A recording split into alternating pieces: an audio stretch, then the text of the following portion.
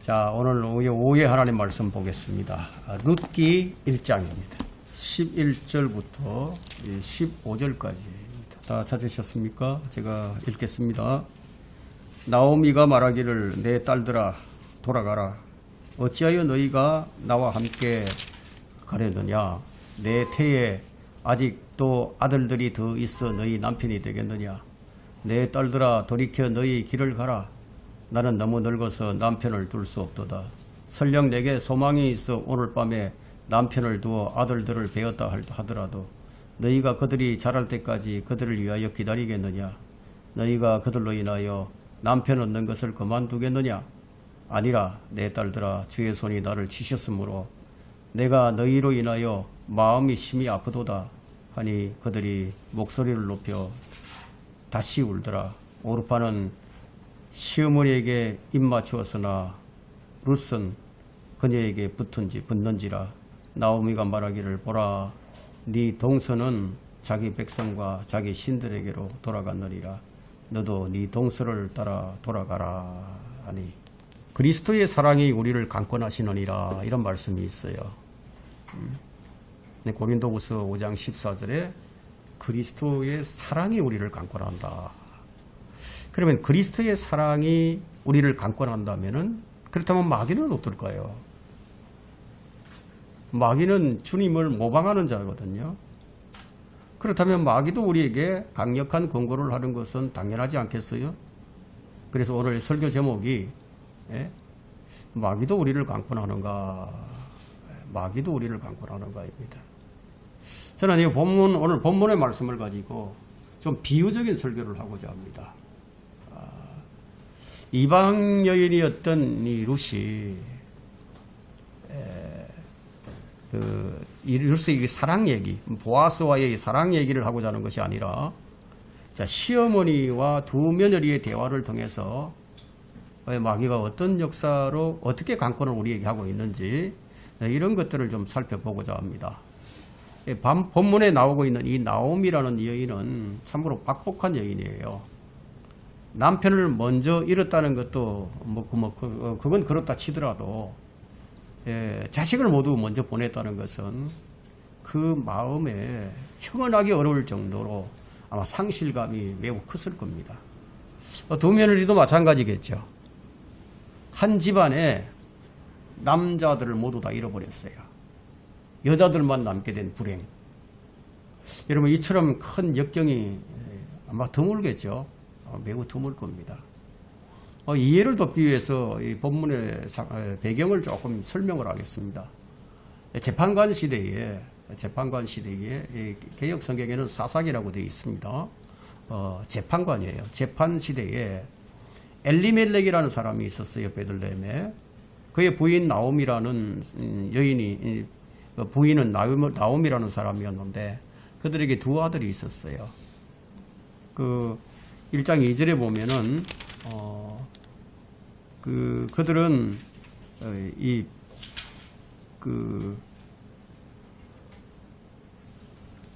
이적에 보면은 베들레헴에 가뭄이 들었어요. 그래서 가뭄이 들자 모압 땅으로 이주해서 살았는데 그 모압 땅에서 모압 여인인 오르파와 룻이라는 두 며느리를 얻게 됩니다. 그러니까 오르파와 룻은 이스라엘 집안에 시집을 와서 이스라엘 사람들과 한 식구가 됐습니다. 오르파와 룻은 이방 여인이었지만 결혼을 통해서 이스라엘의 며느리가 됐다. 그럼 이스라엘의 가족이 되었어요. 우리 역시 이들과 같은 이방인이었지만 예수 그리스도와 정혼을 통해서 우리는 하나님의 가족이 되었습니다. 성경은 누구든지 예수 그리스도를 믿으면 하나님의 자녀가 된다고 말씀하시거든요. 지금 오르파와 이 룻이 비록 이방 여인이었지만 하나님의 택하신 백성인 이스라엘 사람들과 한 식구가 된 것처럼 예수 그리스도를 믿는 사람은 이제 이방인이 아니라 하나님의 가족이 됐어요. 그리고 이제 세월이 좀 흘렀어요. 이제 남편이 먼저 죽고 결혼도 시키고 했는데 그런데 두 아들마저 죽어버렸어요. 그 어머니인 나오미와 두 며느리만 딱 남게 됐습니다. 이것이 이제 본문의 배경입니다. 이제 이 나오미와 두 며느리를 통해서 마귀는 어떤 방식으로 역사를 하는지, 그것을 우리가 살펴봐야 됩니다. 사실 우리는 현실의 삶에서 이 마귀의 역사를 너무 가볍게 여기는 경향들이 있어요. 이게 마귀가 역사하는 것인지 잘 모르는 거죠. 그러니까 캐치가 안 되는 거야. 이제 마귀는 믿는 자를 키질하려고 틈을 엿보고 있다는 사실에 깨어있지 못하는 것이 우리 현실이에요. 마귀가 어떻게 역사를 하는지를 이 성경을 통해서 살펴보게 되면은 결코 가볍게 여겨서는 안 될 일이라는 것을 우리가 깨닫게 됩니다. 성경은 괜히 우리에게 뭐 정신을 차리고 깨어있으라 이런 명령을 하는 게 아니에요. 마귀의 역사가 없는데 왜 정신을 차리고 깨어있으라고 얘기를 하겠습니까? 너무너무 마귀의 역사가 강력하니까 우리 실패 뒤에, 우리 낙심 뒤에, 우리 좌절 뒤에는 이게 마귀가 있다는 것을 여러분들이 잊지 말기를 바랍니다. 마귀도 강권을 하는가? 첫 번째, 마귀는 그리스도인들에게 다시 세상으로 돌아오라고 말을 합니다.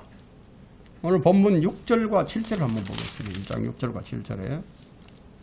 자, 그 후 그녀가 두 며느리와 함께 일어나 모압 지방으로부터 돌아오려 하였으니 이는 주께서 어떻게 그분의 백성을 찾아보시어 그들에게 양식을 주셨는지를 그녀가 모압 지방에서 들었습니다. 그러므로 그녀는 자기가 거하던 곳에서 그녀의 두 며느리와 함께 유다 땅으로 돌아가려고 길을 갔더라.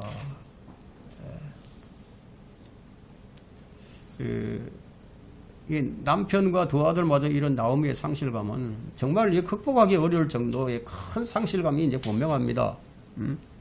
먹고 살기가 막막하죠. 좀 잘 살아보려고 떠났는데 타국 땅에서 그냥 남편을 잃어버렸어요. 그 상실감이 채 가시기도 전에 두 아들마저 잃은 이 나오미의 상실감은 말로 설명하기 어려운 그런 상실감이 이제 분명하겠죠. 어떤 사람들은 사랑하는 사람을 잃은 상실감을 극복을 하지 못하고요. 그 생을 마감하는 사람들도 있습니다. 그럼 상실감을 극복하는 방법의 하나로 뭐 어떤 새로운 의미를 찾는 거죠. 그녀는 이제 새로운 의미를 찾았어요. 그것이 바로 고향으로 귀환하려는 것이 그녀의 새로운 의미였는데, 그런데 이제 유다로 돌아오려고 하고 있습니다. 그러나 나오미는 두 며느리를 데리고 돌아가려 하지 않아요. 오늘 본문 8절과 9절을 한번 다시 보겠습니다. 8절과 9절. 그때 나오미가 그녀의 두 며느리에게 말하기를 가라. 너희는 각자 자기 어머니의 집으로 돌아가라. 너희가 죽은 자들과 나를 대한 것 같이 주께서 너희를 선대하시기 원하노라. 주께서 너희 각자가 자기 남편의 집에서 평안함을 얻도록 허락하시기를 원하노라 하고 그녀가 며느리들에게 입 맞추니 그들이 소리 높여 울더라. 나오미의 말을 들어보면 이 두 며느리가 아주 현숙한 여인이었던 것 같아요. 이 남편을 굉장히 잘 섬겼던 것 같습니다. 근데 이 본문에 돌아가라는 말이 이제 3번 나오는데, 3번 나와요. 돌아가라, 돌아가라, 이 말이. 8절은 처음으로 나오미가 며느리들에게 돌아가는 그런 말을 합니다. 그 나오미는 이 두 며느리에게 너희들이 지금까지 네 남편과 시어머니를 선대한 것으로 너희가 할 수 있는 일은 충분히 다 했다. 정말 잘했다. 이제 너희는 너희 어머니 집으로 돌아가라고 권면을 하는 거예요. 이 나오미는 자신의 두 며느리를 생각해서 그렇게 말을 했어요. 그러나 이 마귀는 어떻습니까? 마귀는 전혀 다른 목적에서 그리스도인들에게 세상으로 돌아가라고 말을 하고 있죠. 두 며느리가 시집 와서 죽은 이 남편들, 남편, 시어머니, 시어머니인 그 자신을 선대한 것으로만 해도 뭐 충분하다. 할 만큼 했으니까 이제 각자 너희 집으로 돌아가서 이제 너희 길을 가라. 이렇게 얘기하는 것처럼 마귀는요, 교회에서 또 믿음의 생활에서 어떤 상실감을 당한 이 그리스도인들에게 야, 너희가 그렇게 열심히 섬겼는데 야, 그 결과가 뭐냐? 뭐 좋은 게 뭐가 있냐? 그 돌아온 것이 큰 이 상실감밖에 더 있느냐? 야, 너희들 이제 할 만큼 했으니까 이제 세상으로 돌아가라. 이런 생각을 강력하게 불어넣는단 말이에요. 여러분, 교회 생활을 하면서 실족하는 일이 참 많이 있어요. 실족하는 일이 생길 수 있어요. 우리 주님께서도 말씀하셨죠. 실족해 하는 일이 없을 수 없다고 말씀하셨어요. 그럼 실족할 만한 일들이 생겨나기도 하는 거죠. 그럼 마귀는 그 틈을 비집고 아주 강권적인 역사를 합니다. 또한 마귀는 각 구원받은 사람들에게 구원이 전부인 것처럼 생각하도록 또 만들어요. 그래서 구원받은 것에 그냥 자족하는 그런 사람들이 많이 있습니다. 아유, 구원받은 것만 해도 어딘데. 그러면서 거기서 자족하고 아무 일도 안 해버립니다. 성경은 그것을 가리켜서 뭐라고 얘기하고 있죠? 그것은 악이다. 악이라고 얘기합니다. 이제 너희가 너희 자만 가운데 기뻐하고 있으니 그러한 기쁨은 다 악하니라. 야고보서 4장 16절에 이제 그런 말씀을 합니다. 근데 그것이 이제 마귀의 역사인 줄을 모르는 거죠. 우리가 정말 잘 알아야 하는 것은 이것이 마귀의 역사인가 아니면 이것이 성령의 역사인가 이걸 잘 분별을 해야 돼요. 적당히 신앙생활 하다가 사람들은 하늘나라 가기를 바라죠. 그래서 마귀는 모든 사람이 영적인 일에 무지하기를 바라는 거예요. 구원받은 사람이라 하더라도 그 진리 지식을 모르기를 원하는 거예요. 그래서 사람들이 주의 말씀을 배우기를 원치 않는 겁니다. 그러나 하나님의 뜻은 뭐예요? 하나님의 뜻은 모든 끝없는 그리스도인은 진리의 지식에 이르러야 한다고 말씀하고 있죠. 하나님께서는 모든 사람이 구원을 받고 진리의 지식에 이르기를 원하시느니라. 디모데전서 2장 4절에 그렇게 분명하게 말씀합니다. 자, 이 구절에는 하나님의 뜻이 두 가지가 나와요. 첫째, 모든 사람이 구원받는 것이 하나님의 뜻이고, 둘째, 모든 구원받은 사람은 진리 지식에 이르는 것이 하나님의 뜻이에요. 그렇다면 마귀의 뜻은 무엇이겠습니까? 이와는 반대가 되겠죠? 그래서 이것을 위해서 마귀는 강권적인 역사를 해나가기 시작합니다. 그래서 이 그리스도인들의 믿음은요, 마귀를 물리칠 수 있도록 굳건하게 세워져야 됩니다. 여러분, 본문 1절 10절을 한번 보세요. 그들이 나오미에게 말하기를 우리가 반드시 어머니와 함께 어머니의 백성에게로 돌아가겠나이다 하니, 첫 번째 권면에는 이렇게 잘 대처를 합니다. 두 며느리는 어머니의 강권에도 아랑곳하지 아니하고 어머니와 함께 할 것을 약속을 하는 거예요. 우리가 반드시 어머니와 함께 어머니 백성에게로 돌아가겠나이다. 이렇게 첫 번째는 잘 물리쳤습니다. 여러분들이 이 보세요 한번. 이들이 시집 와서 무엇을 알았을까요? 이스라엘 집안에 시집을 왔어. 무엇을 알았겠습니까? 이스라엘의 하나님을 안 거예요. 자, 우리는 거듭난 이후에 얼마나 이런 고백을 많이 하는 거죠? 많이 하죠? 하나님을 절대로 배반하지 않겠다, 떠나지 않겠다, 결심을 합니다. 그러나 이 세상이 유혹할 때 너무나도 자주 하나님을 배반하고 우리 결심을 깨뜨리고 말게 됩니다. 왜 그럴까요? 이유가 무엇일까요? 그 이유는 진리에 깊이 뿌리를 내리지 못했기 때문이에요. 오늘 이 본문에 나오는 두 며느리는 첫 번째로 돌아가라는 이 나오미의 시어머니의 말에 마음이 흔들리지 않았어요. 마음이 흔들리지 않았습니다. 각 거듭난 그리스도인들도 세상으로 돌아오라는 이 마귀의 첫 번째 유혹을 아주 훌륭하게 이렇게 물리칠 수 있는 거예요. 자기가 받은 구원의 의미를 정확히 아는 그리스도인이라면 그 구원의 기쁨은 대단히 클 거예요. 죄의 무거운 짐을 지고 이 세상에 무거운 짐을 지고 죄의 종이 되어서 지옥을 향해 두벅두벅 걸어가던 죄인이 우리 구세주 예수 그리스도를 만나서 죄에서 해방이 되는 기쁨을 얻었어요. 영원한 생명을 소유하게 됐어요. 그 기쁨이 어떻겠습니까? 이런 말할 수가 없죠.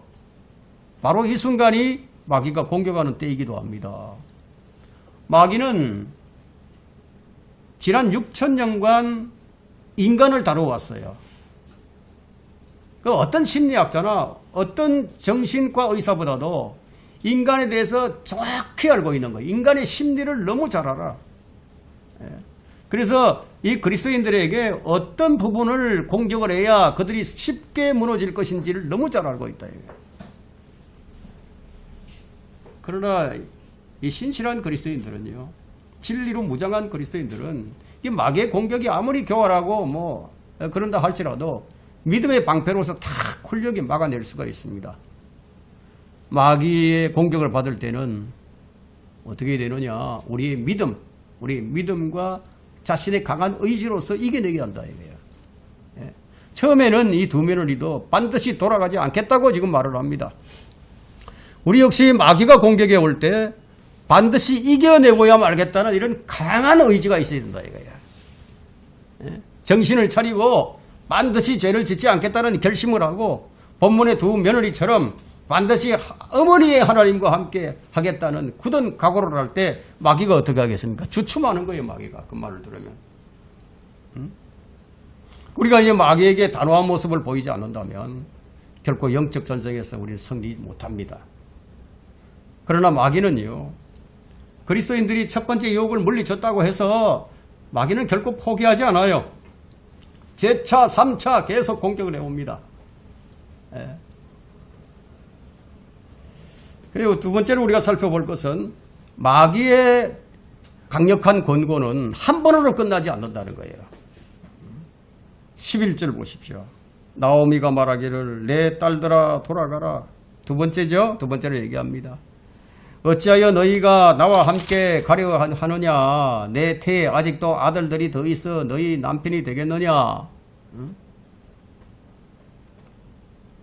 네가 그 당시에 이 관습이에요, 이것이.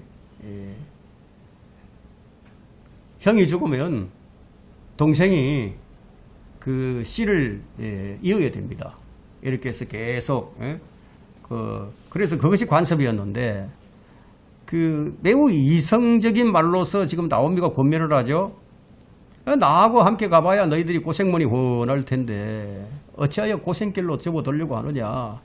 여기 더 편한 길이 있지 않느냐. 그리스도인들도 대부분 여기서 무너져 버립니다. 꼭 이 길로 가야 되겠느냐. 적당히 좀 타협도 하고 그래야지. 융통성 있게 살아야지.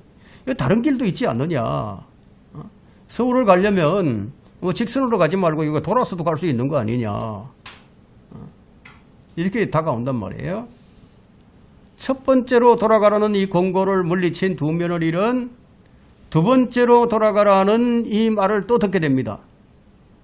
이처럼 마귀의 속삭임은 한 번으로 끝나지 않는다는 거예요. 도저히 안 되겠다, 이 사람은. 도저히 무너뜨릴 수 없겠다는 마귀가 이렇게 포기하기 전에는 마귀의 타협은 계속 됩니다. 계속. 마귀가 우리 주님을 시험할 때 3번 유혹했죠? 3번 시험했어요. 주님께서 말씀으로 물리치자 마귀는 주님을 떠나갔지만 마귀는 다른 방식으로 주님을 계속 공격해 왔습니다. 뭐 여러분이 이 사실을 잘 아실 거예요. 사람들을 동원해서, 군중들을 동원해서, 권세자들을 동원해서, 종교인들을 동원해서 마귀는 모든 이들을 다 동원해서 공격을 감행하는 거예요. 자, 우리는 이 성경에서 이런 마귀의 공격을 보게 됩니다. 여러분은 지난번에 마귀의 공격을 훌륭하게 물리쳤다고 해서 자만해서는 안 된다는 거예요. 자만은 금물이에요. 마귀는 여러분에게 다시 도전을 해옵니다. 돌아오라. 세상으로 돌아오라. 우리 대적이 누구예요? 우리 대적은 셋이 있죠? 세상과 마귀와 우리 육신이다. 이것이 서로 연합을 하는 거예요. 그 세상이 얼마나 좋은지 아느냐. 세상은 살만한 곳이다. 강권하는 이 마귀의 도전은 처음보다 더 강력해집니다. 여러분은 처음 구원받고 나서 예수 그리스도를 사랑하며 또 섬기던 그 주님에 대한 이 첫사랑을 아직도 지금 간직하고 계십니까? 첫사랑. 여러분은 믿음의 생활이 계속될수록 하나님을 사랑하는 것, 예수 그리스도를 사랑하는 것이 더욱더 깊어져 가고 있습니까?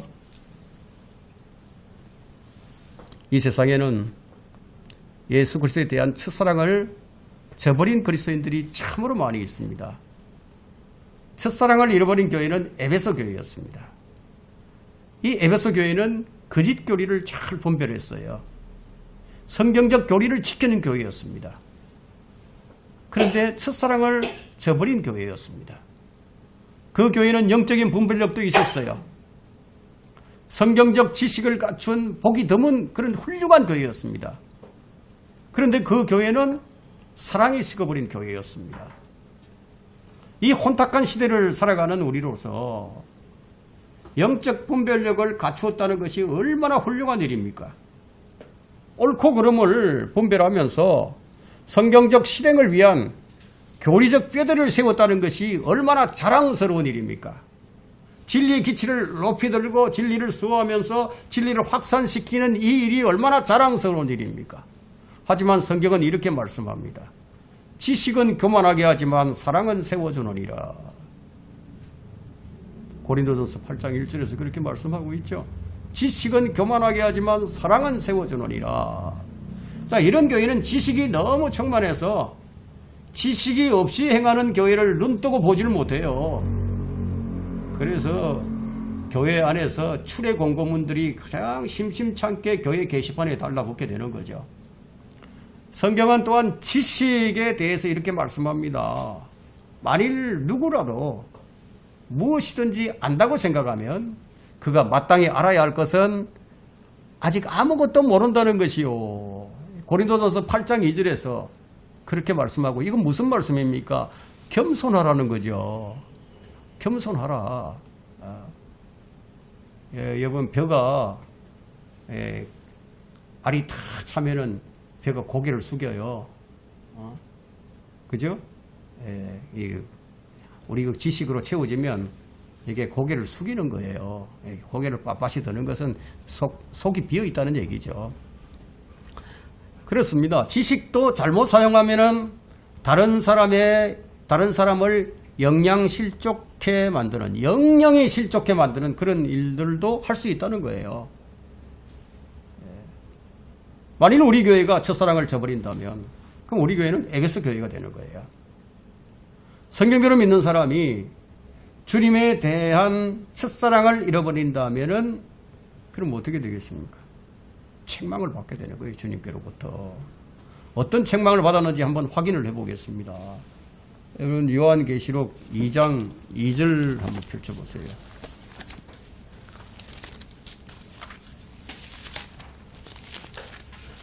우리 주님은 책망하지 않으시는 분이 아닙니다. 책망을 하십니다.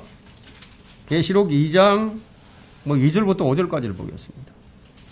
내가 너의 행위와 수고와 인내를 알며, 이 교회가 지금 얼마나 좋은 일을 하고 있습니까? 수고하는 거죠. 인내를 하고 있는 것도 여기 기록하고 있죠. 또 네가 어떻게 악한 자들을 용납하지 아니한 것과 자칭 사도라 하지만 아닌 자들을 시험하여 그들이 거짓말쟁이임을 찾아낸 것과 또 네가 참고 인내하며 내 이름을 위하여 수고하고 지치지 않은 것을 아노라. 그러나 너를 책망할 것이 다소 있나니 이는 네가 너의 첫사랑을 저버린 것이기 때문이라.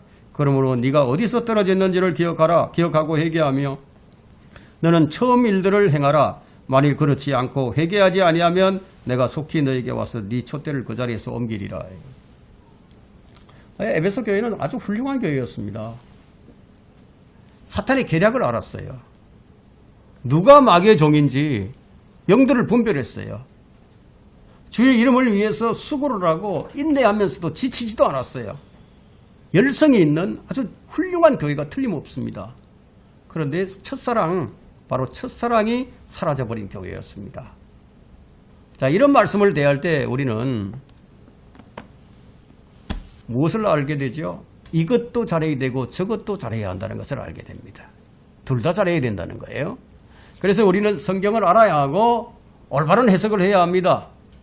성경 해석을 잘못하게 되면은 스스로 멸망에 이른다고 성경이 밝히고 있습니다.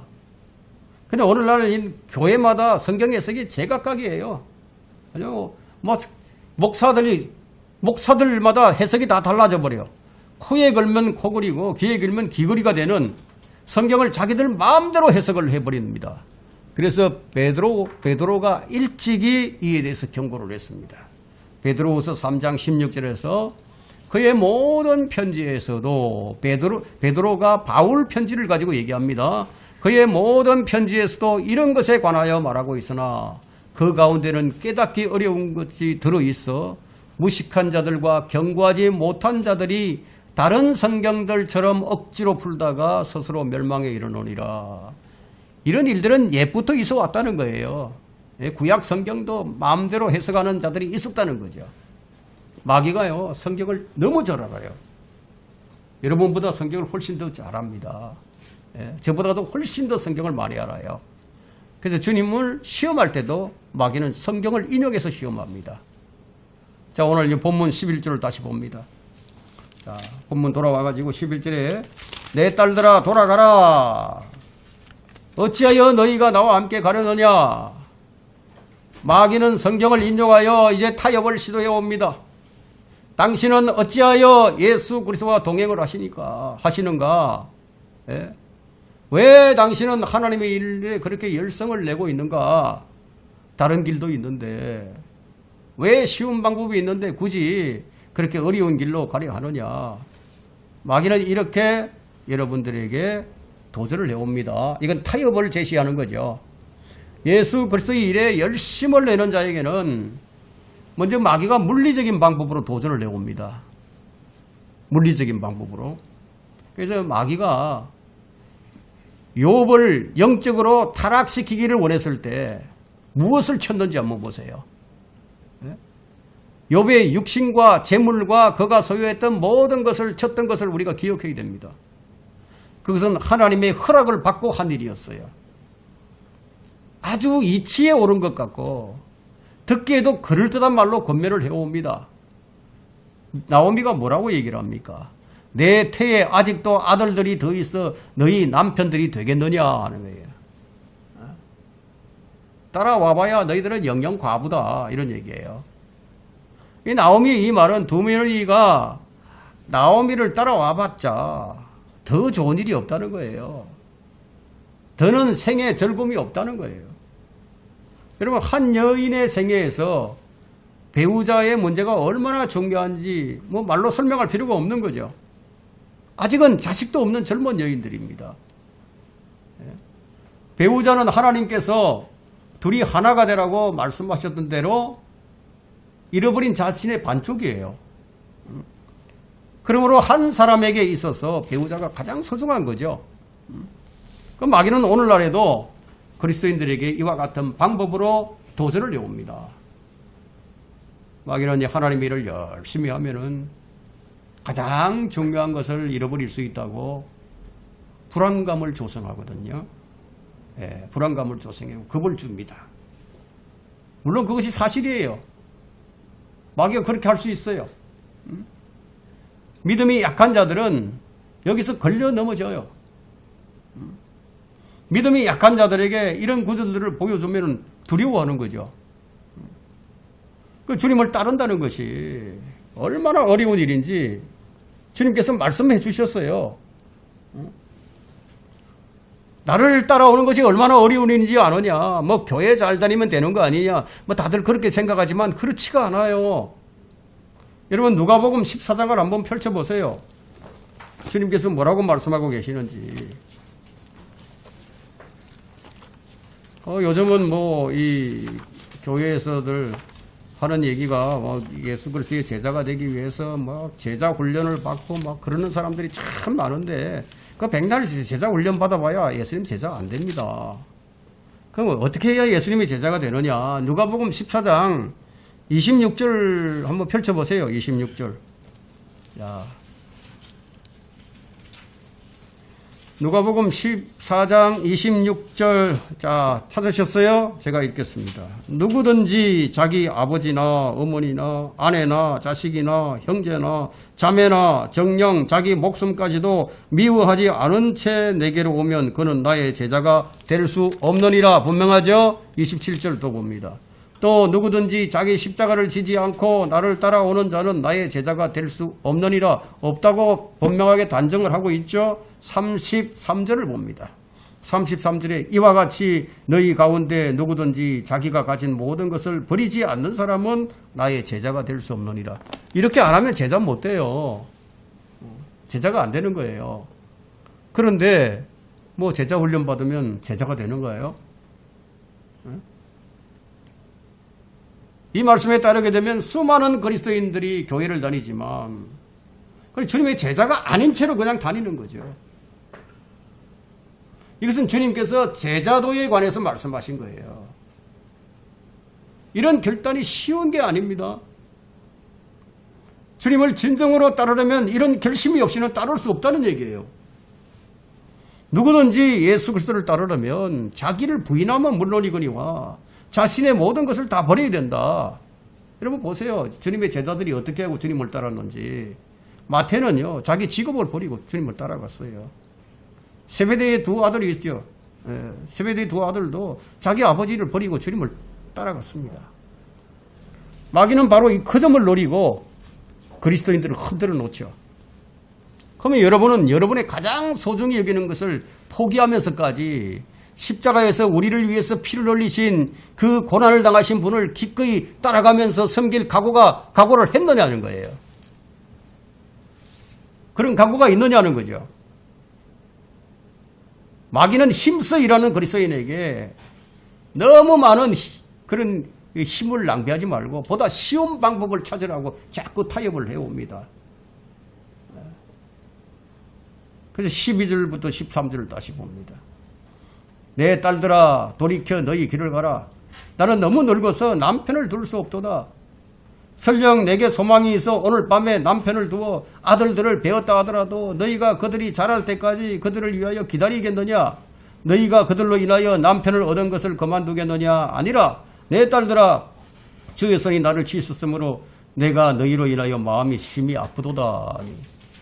너희 길을 가라고 자꾸 얘기를 하는 거예요. 너희 길을 가라. 오늘 이 본문의 이 세 번째 돌이키라는 강력한 권고입니다. 마귀는 신실하고 큰 믿음을 가지고 있는 그리스도인들일수록요, 그들에게 더 강력한 방법을 동원해서 도전을 해옵니다. 돌이켜 너희 길을 가라. 이 오늘 나오미가 설명하는 것이 얼마나 합리적입니까? 이치에 딱딱 맞죠? 세상은 세상은 우리가 종교인들을 용납해야 한다고 얘기를 합니다.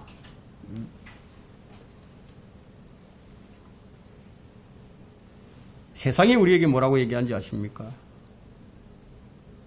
진리를 찾는 길이 여러 길이 있으니까 각자 자기의 방법대로 최선을 다하면 된다고 얘기합니다. 마귀는 오늘날 우리에게 자기 길을 가라고 강권을 하고 있습니다. 얼마나 많은 이들이 주의 길을 떠나서 자기의 길을 지금 가고 있습니까? 우리 주변에 그런 사람을 많이 보게 되죠. 마귀는 강권으로 그들에게 생각을 불어넣어주는 거예요. 생각을 넣어줍니다. 현실을 지키라. 마귀가 계속 강력하게 생각을 불어넣으면 믿음이 깊이 뿌리를 내리지 못한 사람들은 견디지 못하고 무너지죠. 영영 떠나게 하든지. 그게 여의치 않으면요, 아주 적당한 타협을 하게 하고 하나님과 세상을 동시에 섬기게 만들어요. 그래서 오늘날 이 교인들이 대부분 하나님과 재물을 동시에 섬깁니다.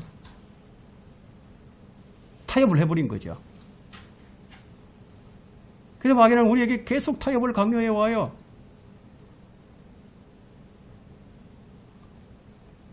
하나님을 섬기는 데만 힘을 쓸 것이 아니라 네 인생도 좀 돌아보라. 현실을 보라는 거죠. 여러분, 현실이 우선이 아닙니까? 금강산도 식후경이지. 그래서 마귀는 우리에게 자기 길을 가라는 거예요. 현실을 좀 보라고. 그러나 주님께서는 나는 길이요 진리요 생명이라고 말씀하셨어요. 다른 길이 없다고 말씀하시는 거예요.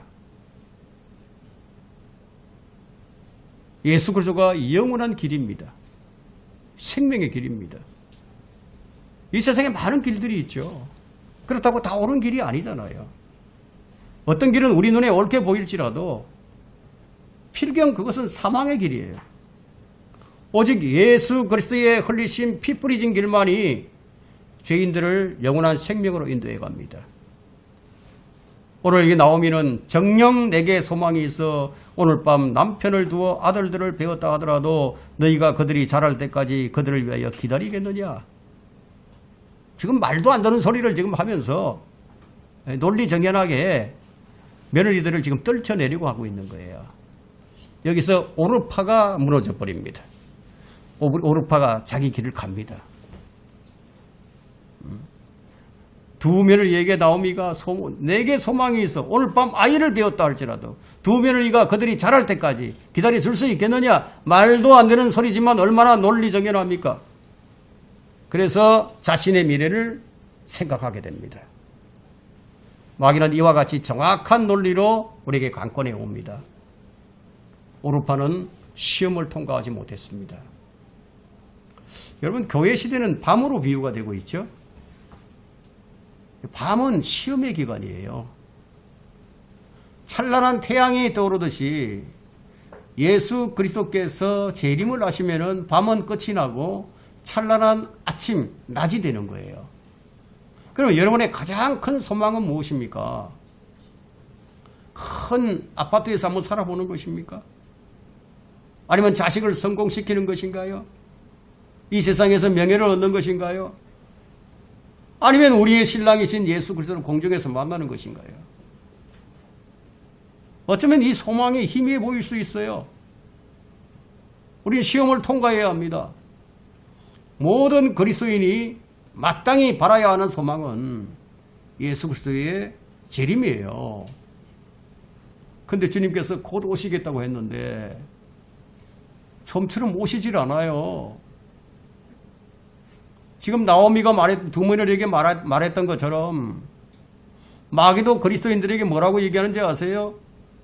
야, 그래도 기다리겠느냐? 그래도 기다리겠느냐고. 성경은 인내로 주를 기다리라고 말씀하는데 마귀는 그래도 기다리겠느냐고.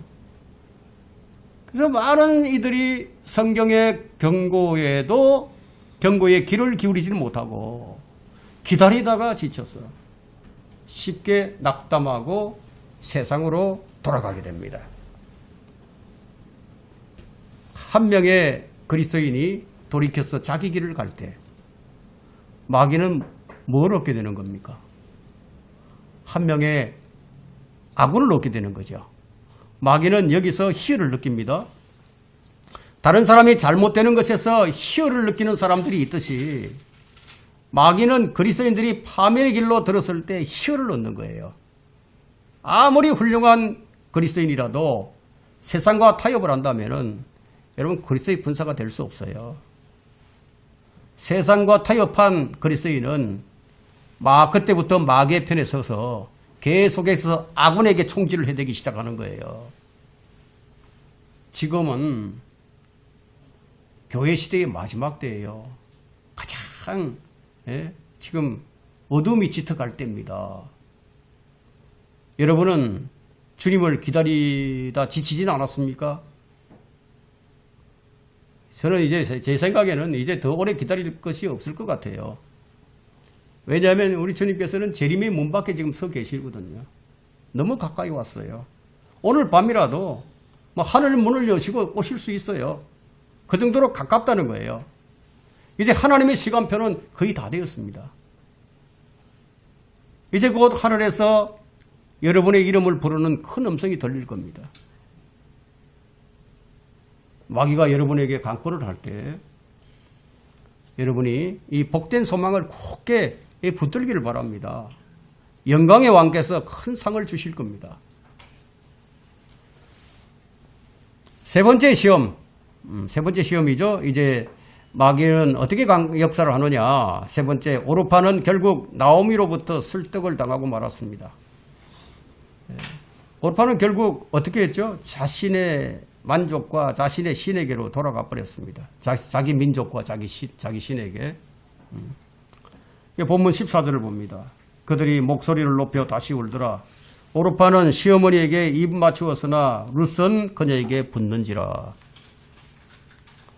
작별의 키스를 오르파가 합니다. 오늘 수많은 그리스도인이 마귀의 지배한 설득에 견디지 못하고 자기를 구원해 주신 예수 그리스도와 작별의 키스를 합니다. 처음에는 견뎌냈지만 두 번, 세 번 계속 타협이 요구될 때 마음이 흔들리게 됩니다. 유다 이스카리ot도 예수님께 작별의 키스를 한 적이 있었어요. 그러나 그 작별의 입맞춤은 배반의 입맞춤이었죠. 여러분이 처음과 나중에요, 죽었다가 살아나신 분께 작별의 키스를 한다면 그것은 바로 배반이에요. 배신하는 거죠. 오르파는 돌아갔습니다. 오르파는 아무것도 얻지 못했습니다. 그러나 룻은 나오미에게 붙었어요.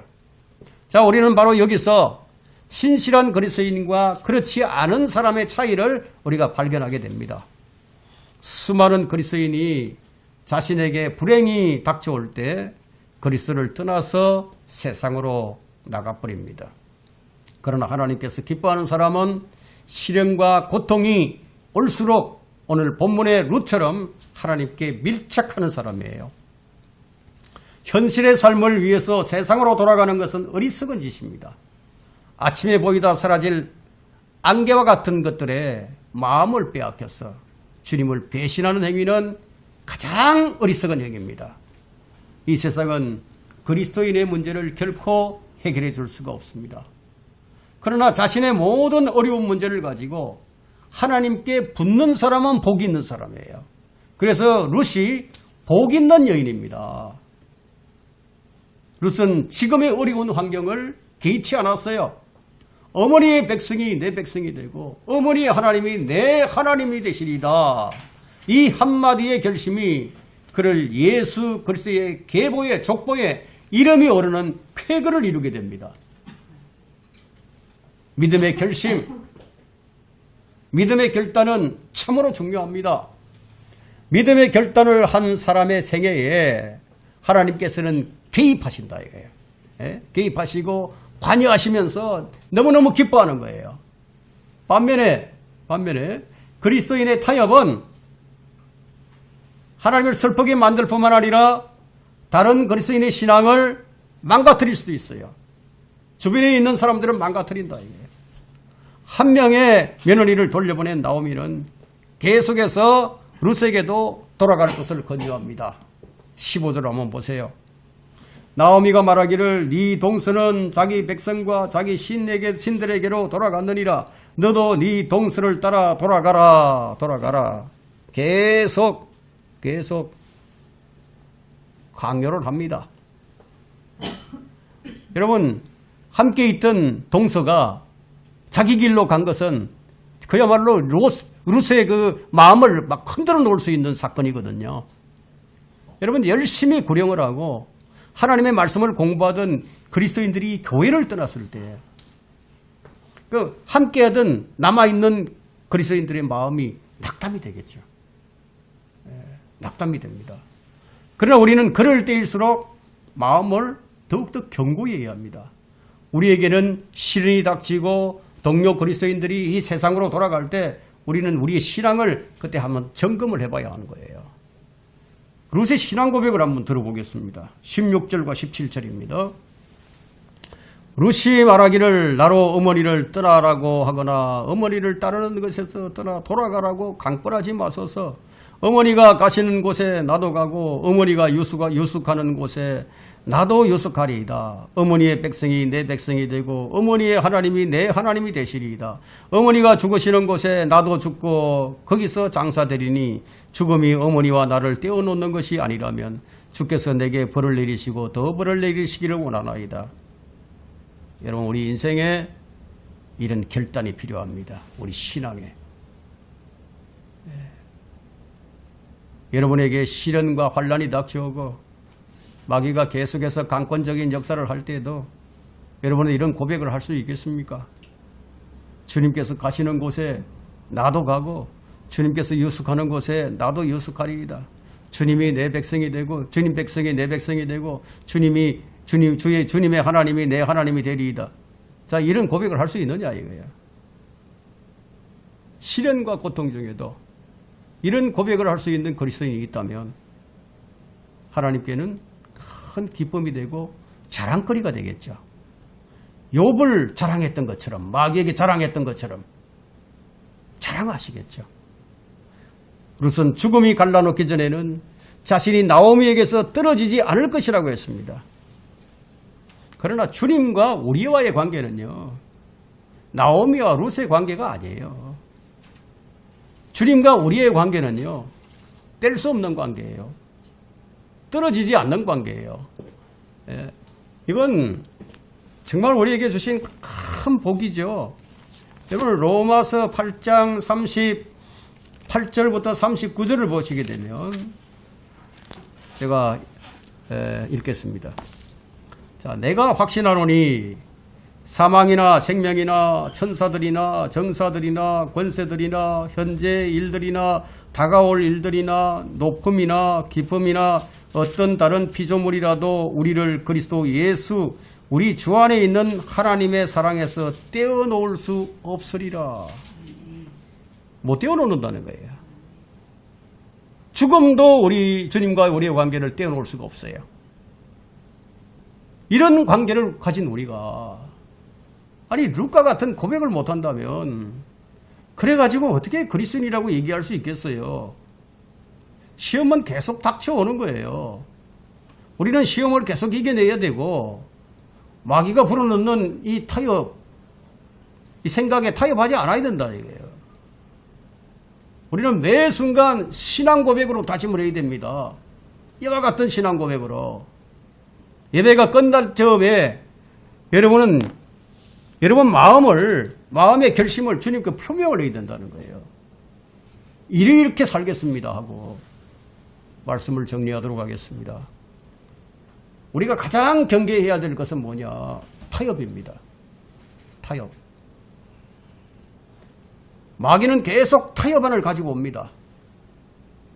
그러나 모든 타협안을 물리친 룻, 끝까지 나오미에게 붙어있던 룻은 그리스도의 조상이 됩니다. 그녀는 너희 길로 돌아가라는 말을 거절한 결과 다윗 왕의 조상이 되었고 온 세상에 구주를 낳을 수가 있었습니다. 만왕의 왕으로 오셔서 이 세상을 통치하실 분의 계보에 이름이 기록되는 영광을 룻이 얻을 수 있었던 것은 그가 나오미에게 붙어 있었기 때문이다. 타협하지 않았어요. 자기 길로 가지 않았어요. 여러분, 세상으로 돌아오려는 이 마귀의 도전을 받아본 적이 있으십니까? 마귀가 도전을 내오면 그럴 때일수록 더 주님께 밀착을 하게 됩니다. 날마다 주님께 더 가까이 이런 찬송을 부르면서 이 세상은 사라질 것들이다. 이 세상의 유익은 영원하지 않다. 그러나 주님과 함께하는 자는 영원하다. 이게 살아계신 하나님께 밀착하는 사람에게는 큰 보상이 주어지는 거예요. 룻에게 주어졌던 이 보상은 아무것도 아니에요. 이보다 더 큰 보상이 주어집니다. 마귀의 시험을 물리치고 신실하게 하나님을 섬기는 사람이 있는가를 하나님께서는 지금도 이 순간도 지켜보고 계신다는 것을 여러분들이 잊지 말기를 바랍니다.